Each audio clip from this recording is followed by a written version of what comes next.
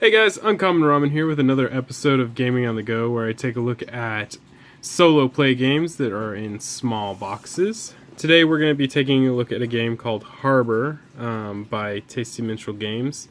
It has similarities to Le Havre by Uwe Rosenberg, but there are, in my opinion, very different games. They have similar resource systems, but beyond that, I think they're very different games. This does tend to simplify some of the mechanics that you will find in Le Havre, but Le Havre has some other mechanics and, in my opinion, deeper gameplay. Needless to say, let's take a look inside the box. So we got the rules here, and then we're going to have a bunch of these little tokens. Some of these are meeples that are representative of the character that you're playing, and then some of these are your resources.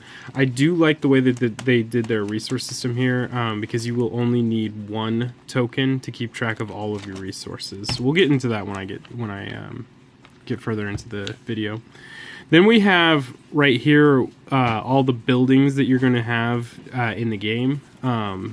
Quick rundown. This is going to be the points they're worth. This is how much they cost. And then in here is the rules for the particular building, what it does essentially. And then on the side here, the symbol is just some added bonuses that are dependent on the symbol showing. And there can be multiple symbols, as you can see right here, where we have the top hat and the what looks like a storehouse. Right here, we have this Harbour Master token. I think this is the first player token. I'm not completely sure. There's some, I guess, bonus shoutouts. And then we have the random resource system. This is helpful for determining, first off, where the resources are going to go on the market board, but also, secondly, it's kind of a secret modifier for bonus points at the end of the game if you're playing with multiple players. Then we have the market board itself, which comes with both the original game side and then the Inland Traders side, which is you could consider it an expansion. It just kind of changes the way the game plays, so it's kind of a cool way to add replay value. And then the player boards. I'll get to the training dummy in a moment. This is actually, I guess without spoiling it, the way you get the solo play. On the player boards, you're going to see one side that is exactly the same as all the rest of the boards, which is the wharfs, where it depicts a very hilarious adaptation to a very famous painting, and a very generic ability with some flavor text over here, and then the storehouse. If you flip it over to the other side, there is different characters depicted with different abilities. They'll all have a different starting house, they'll all have different flavor here, and then they'll have their own little personal ability that only you can take advantage of. They'll still have their storehouse down here, but they do change pretty significantly. I think the only thing in common with these guys as far as their starting building is concerned is that they will all be able to build another building. And you can kind of see that as I shift through these pretty quickly.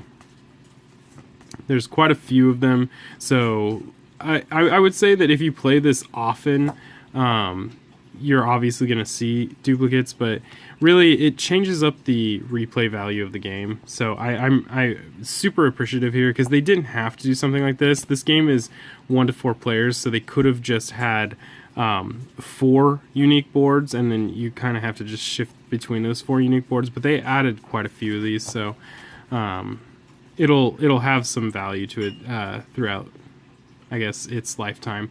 I will say that when I did start this game, I started with the generic side, which is the wharfs, just simply because I didn't know what I was doing. It was the first time playing it, so I wanted to kind of get a good handle of the game.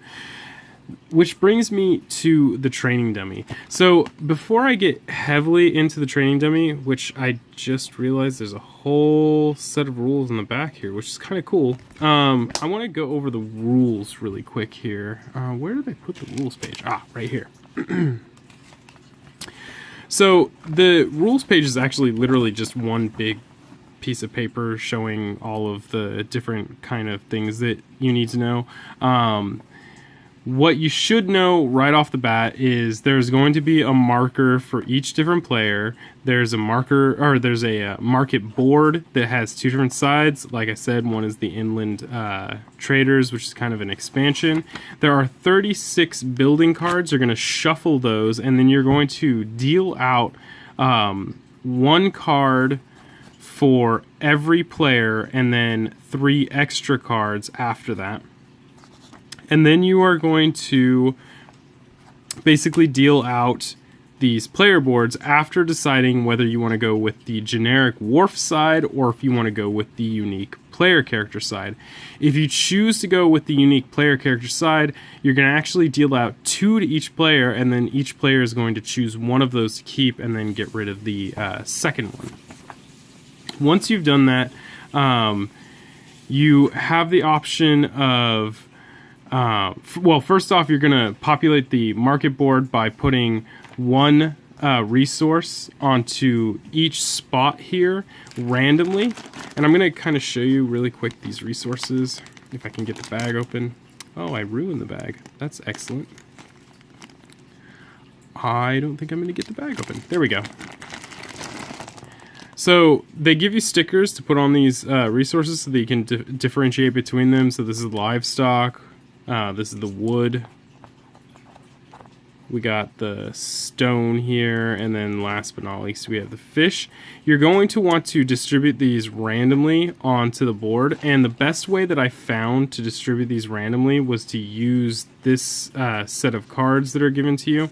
I just shuffle these up, and then the first one I draw is going to be the first resource that I put on the board, and then so on and so forth in consecutive order.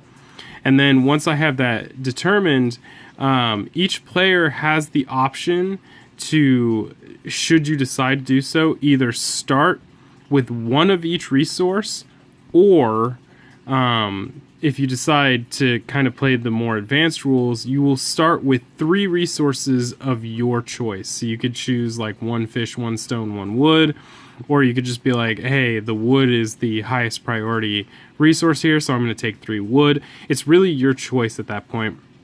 And that kind of adds to the strategy, but also adds to the difficulty of the game.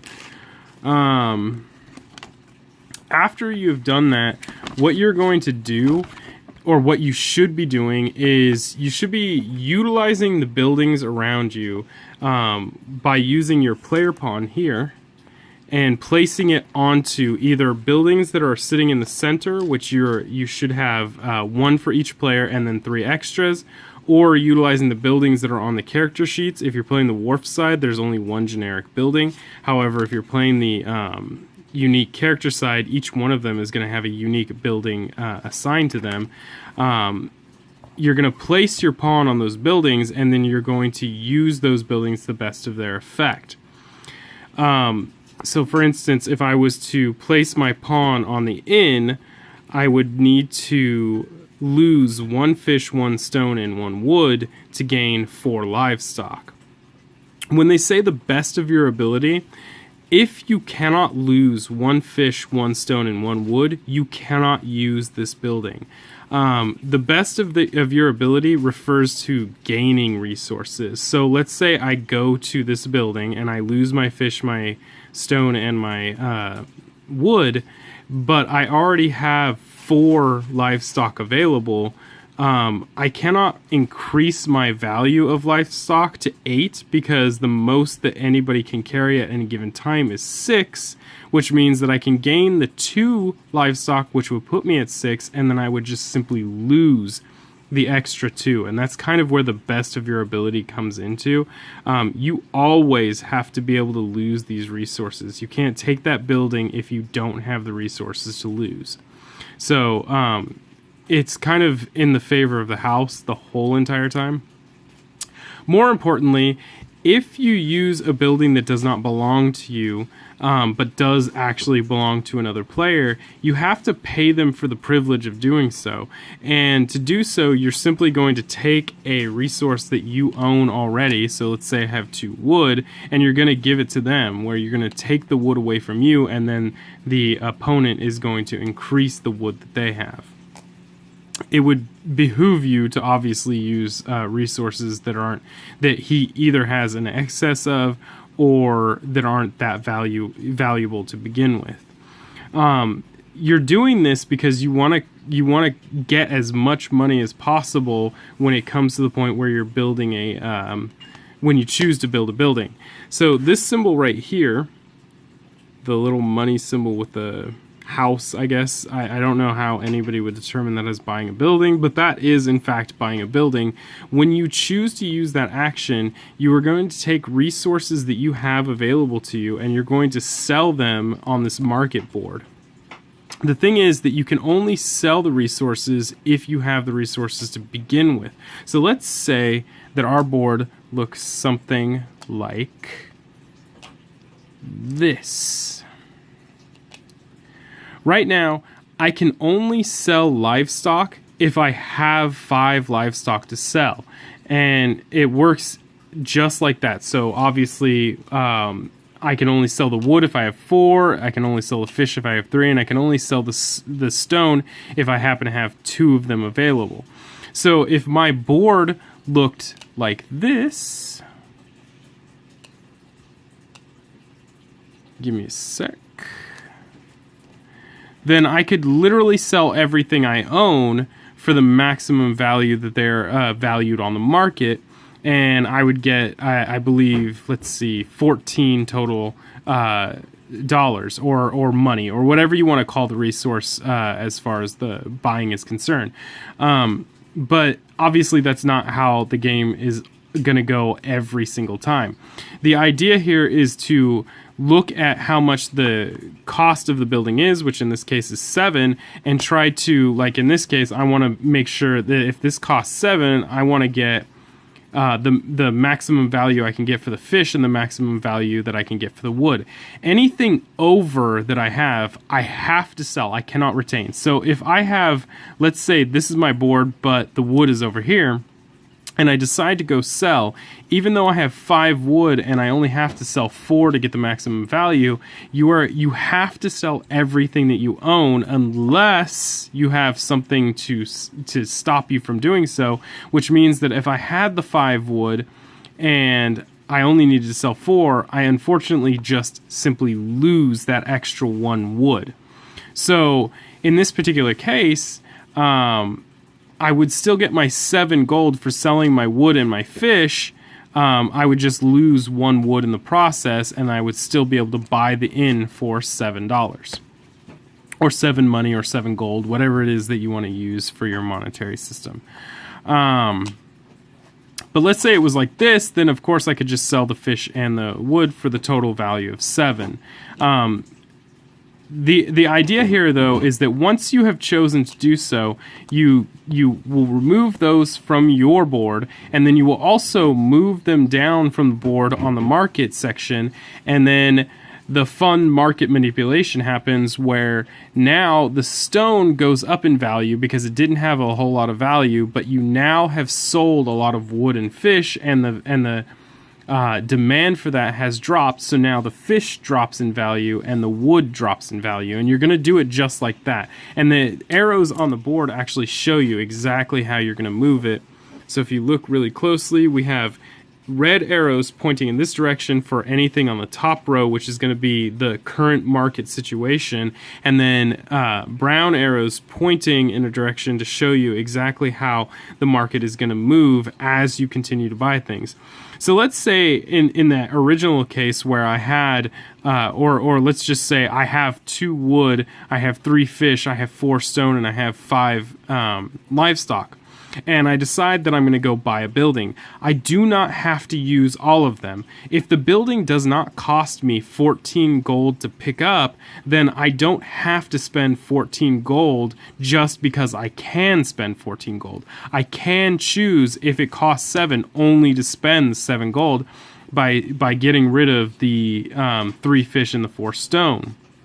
And this helps you to not only plan for future turns, but also to manipulate the market to your benefit. So let's say the building that I get, let's find one that costs 9 gold, and I happen to have a 5 in livestock, and I happen to have a 4 in stone. Then I can use the ability to buy a building to move the stone and the livestock down, thus increasing the value of the fish and the wood, but decreasing the value of the livestock to the point where livestock is not that valuable at all. Now, if other players were not playing predicting that you were going to do something like that, their livestock, if they have a lot of them, just lost value to the point where it may just be completely worthless to them. Or it could have crippled their turn. This board is, I want to say, the biggest part of the strategy in this game. So when you're planning your turns, not only do you want to look at how this board is working, so you can decide how you can best utilize the resources for yourself, but at the same time try and cripple your opponents, paying attention to what you're purchasing as far as buildings in respect to victory points and what the building does also is incredibly important, but also keeping track of these tiny little symbols over here, which I hadn't explained until now. If you have the little building right here, this little storehouse basically says that when you sell goods to gain money, you actually get to keep one of those goods. So if I had 5 fish and I sold those 5 fish to get 5 gold, I would actually only have to sell 4 of them to get that 5 gold, and then I would retain 1 fish. And that's likewise with any number of, or any of these goods when you sell them. But more importantly, the storehouse symbol is cumulative. So if I have 2 of them, then I get to keep 2 goods, and so on and so forth. I don't think you'll ever get to the point where you have, well, actually I know that you won't ever get to a point where you'll have 5 of them, because once you have 4 total buildings, the end game is triggered. The coin here basically says that the buildings that you purchase are going to cost you 1 less, and again, the coin is cumulative. The anchor right here is a modifier. So the anchor is only going to come into effect if other cards say that the anchor is effective. So there will be cards in here that will say this card does this and then does this for each number of anchors you have. And then the last one is the top hat here. And the top hat is a very important symbol, because the top hat basically says that you can use your opponent's buildings without taking the toll. And as I mentioned before, if you use a building that is either on your opponent's character sheet or has been purchased by your character, you have to pay them 1 resource in order to use it. The top hat will allow you to completely ignore that ability. By having that top hat when you use one of their abilities or one of their buildings, you're basically saying, hey, I'm a gentleman, you don't need to tax me. It's really crazy like that. Anyway, the reason I wanted to break out the rules for this is because this game can actually be played solo, obviously, otherwise I wouldn't be featuring it. The problem is that if you read the rules, and maybe I'm wrong, or maybe I accidentally got rid of the leaflet that tells me otherwise, there is nowhere in here that explains solo rules. So actually, when I first started, I had assumed that the solo rules were just the multiplayer rules except with 1 player, and that you had to play an extra character. And as I started looking through the character cards, that's when I found the training dummy. And when I started reading these boxes on the training dummy, I realized that the training dummy is the guy that you're facing if you play solo. I just discovered just now this fun little fact on the back that is much more in depth about the rules for him. However, for the most part, I think it is very well summed up right here, with the exception of a few instances, which I'll get into. If you are playing solo, you are going to be playing against the training dummy. And the training dummy is a very simple AI. The training dummy will visit buildings in the center row in order, skipping occupied buildings, then go to its starting building. The training dummy will buy whenever possible, shipping all goods he can, and buying the most expensive building possible. The training dummy will take the resource highest on the market and give up the resource lowest on the market whenever there is a choice, and the training dummy will, if there is any other decision involved, or he cannot take an action, he will gain one of each resource instead. And then his little ability says that he can visit his character card even if it's occupied. So this little character card that basically says that you can discard and replace a building from the center row, or you can build a building. He will be able to go there regardless of whether you're occupying it or not. Furthermore, he has an inherent anchor available to him, just in case the anchor symbol comes up. And even more important, for each top hat that the dummy has built, he negates one of your top hats, which kind of it can be a real detriment in the game. And for each warehouse the training dummy has, he saves himself one of each type of resource he ships, as opposed to just one of a resource. So pretty freaking crazy. But it does make the game more difficult, and that's how I feel a solo game should be. So I've played a couple of these games, and after mashing through the rules and messing it up multiple times, I did manage to play one successful game following the rules completely the way they were supposed to be followed. And solo, this game is incredibly difficult. You have to pay attention to so many tiny little minute details, like the tiny little symbols here, or what the abilities on the cards do. And because there are going to be anywhere from 10 to 12, maybe even 14 of them on the table, you have to remember what each of the abilities are and decide which one is best to use. And as you start getting to the late game, because you can only build 4 buildings before it goes into the last turn, you have to be sure of how many victory points you're getting with those buildings versus how much they cost. So sometimes you want to grab a building just simply because it is one of the most used buildings when you've been playing that game, but it turns out that while it costs 9, it only gives you 5 victory points. Sometimes that's not a really great trade-off. Fortunately, there isn't a lot of examples of that. They're pretty balanced on how they distribute their victory points versus the cost of the building itself, but you still have to be careful. Like this one right here costs 7 and it only gives you 5 victory points. That's a pretty huge difference by comparison. On top of that, you also have to pay attention to how you play the AI, because even though the AI has some very specific rules, you'll find that when you're playing him, you still have to make a few of the decisions yourself, which if you're playing it the way you should, which is to make it difficult for yourself, he's going to spend some time really screwing you over, which is fun, in my opinion. It makes it more difficult, it makes it more fun, it makes it more challenging, but it also kind of makes it like you're playing yourself. So this game, being a 1 to 4 player game, definitely shines better when you're playing with more than one player, but it's still a pretty interesting game playing solo. I did enjoy it. It does come in a very tiny package, and you could literally lug this in a backpack. So if you were jumping on an airplane and you were carrying with you just one carry-on, you could bring it in that carry-on. I think that's what was most appealing about this game. One of the other things is that out of all the solo play games that I have, this one was so far one of the longest ones that I played.